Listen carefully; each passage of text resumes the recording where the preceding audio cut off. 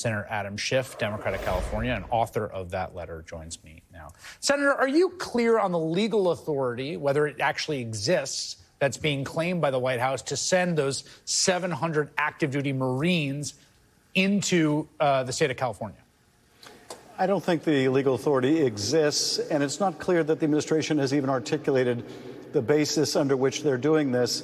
First, they said they were relying for the countermanding of the governor by calling out the National Guard on Title X authorities, which require the president to go through the governor, not around the governor, not over the governor, but also require things like rebellion, which are clearly not in evidence here.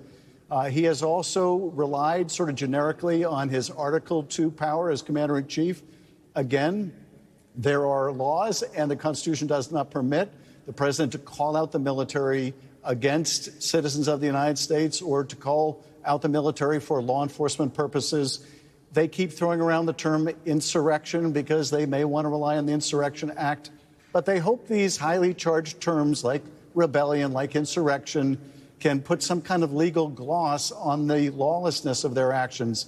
And, Chris, I think it all comes down to something the mayor pointed out quite rightly, and that is the president betrayed the promise that he would focus on violent criminals who were here unlawfully. He hasn't done that.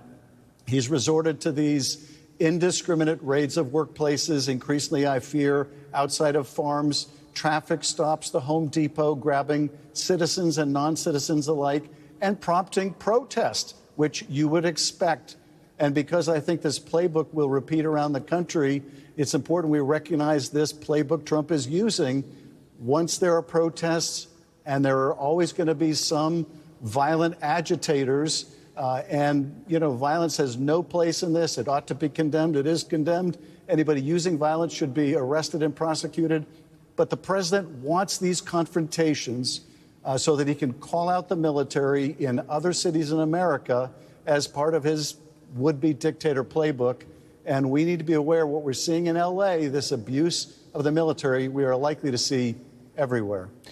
Do you think there's reporting about sending tactical units to a variety of cities that are run by Democratic governors, that this is essentially a kind of provocation, that they're trying to recreate conditions of, you know, the 2020 protests we saw in George Floyd and produce a kind of casus belli for larger crackdowns?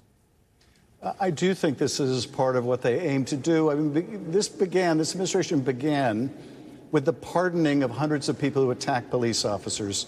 So in order to somehow reestablish their credentials as a law enforcement party when they betrayed law enforcement in the president's first acts in office, they want to somehow create this confrontation.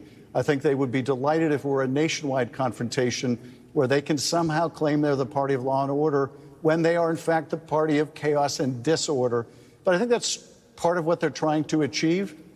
We need to keep speaking out in favor of peaceful protest against any kind of violence directed at law enforcement, but also against abusing the military this way. We in California, like in most states, love our National Guard. They're there for us in wind and fire and hurricane and flood. We cherish our relationship with the Guard. Likewise, we have the greatest respect for the Marine Corps, and we don't want to see those forces abused in this way. It would only erode public trust in those important institutions.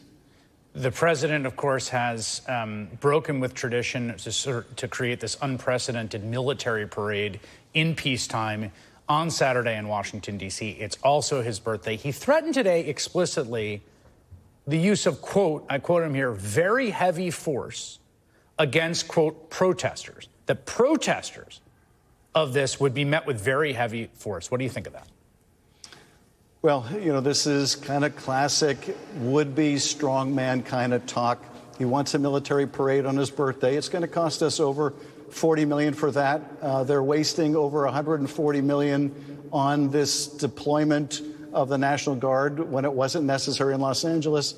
This abuse of taxpayer resources, this abuse of the military, this use of the military to provoke a confrontation that apparently the president wants because he is just relishing a fight. We have to recognize it for what it is. In addition to a terrible abuse of military power, it is also degrading our military readiness in terms of threats around the world. But also, it's a distraction from the fact he hasn't done what he promised in lowering prices. He hasn't done anything to improve the quality of life for people. And after this, big brawl he had with Elon Musk, he's looking to change the topic. Senator Adam Schiff of California, thanks for your time tonight. Appreciate it. Thank you.